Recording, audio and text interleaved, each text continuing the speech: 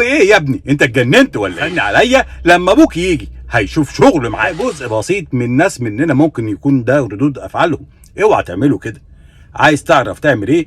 صلي على النبي وكمل معايا لاخر الفيديو. دول ولاد بينسلخوا من مرحله الطفوله لمرحله الشباب. هو بيبقى في صراع دايم مع عقله، لان عقله بيهيأ له ان هو لازم ينفصل عن المجتمع المحيط بيه، ما يكونش رد فعلنا معاهم قاسي. تخيل نفسك مكان او مكان بنتك، على طول بتفكري بعقلك الباطن نظره اللي حواليك ليكي انك سلبيه وكل تصرفاتك غلط. ليه؟ لانك مراهقه. ما ينفعش نحطهم في المزنق ده بالعكس، اللي حصل ده شيء كويس. ليه كويس؟ انه قادر يصارحك ويجي يتكلم معاك في خصوصياته، وده شيء محمود.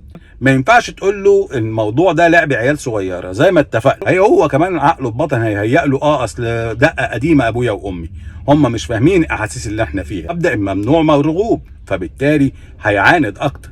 تدخل عليه بمبدأ الكبير، تاخده في حضنك وتلاغيه. ايه ده؟ ابني كبر وبقيت تحب كمان؟ طب كويس، انت بتحب، ده مشاعر جميل، بس خلي بالك انا حبيبك وبنصحك وهديك من تجربتي. فلازم يحس احساس الناصح مش اللي جاي يرفض القضيه. يا سيدي لما تشتغل على نفسك عشان تبقى انت كفء انك انت تاخدها، وبعد كده تتنقل بيه بمرحله تانية.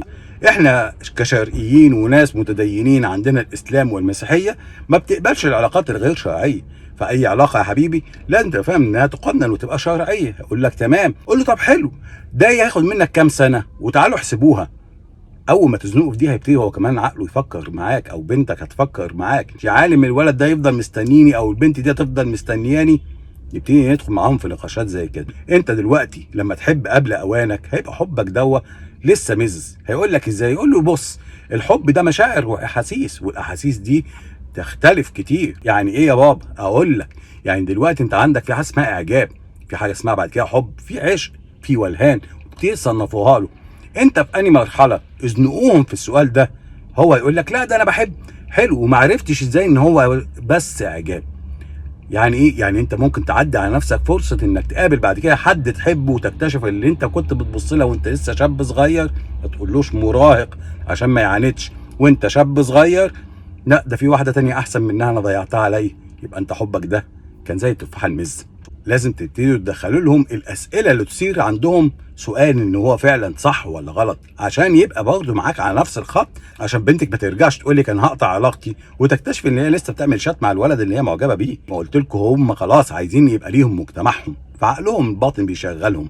احنا علينا ان احنا نقوم من سلوكياتهم، ندخلهم دروس دينيه ويبقى فاهم الفرق بين الحلال والحرام. وانتوا اتكلموا عن ده. الحب ده ليه حدود. انت ايه حبك؟ هيبقى انك تمسك ايد؟ طب حبك انك تحضن؟ طب حبك انك تعمل ايه؟ لا احنا قلنا ايه؟ احنا شرقيين وتديننا يسمح لناش ان احنا نعمل حاجه مش شرعيه. ده يبقى لغه الحوار اللي بيننا.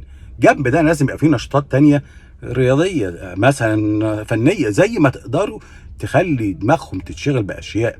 لان هم في المرحله دي 24 ساعه دماغهم شغاله. لو سبتها فاضيه هتتجه لاتجاهات لا يحمد عقباها. وربنا يصلح حالي وحالكم ويبارك في كل ولادنا. السلام عليكم، تمسوا بالعافيه.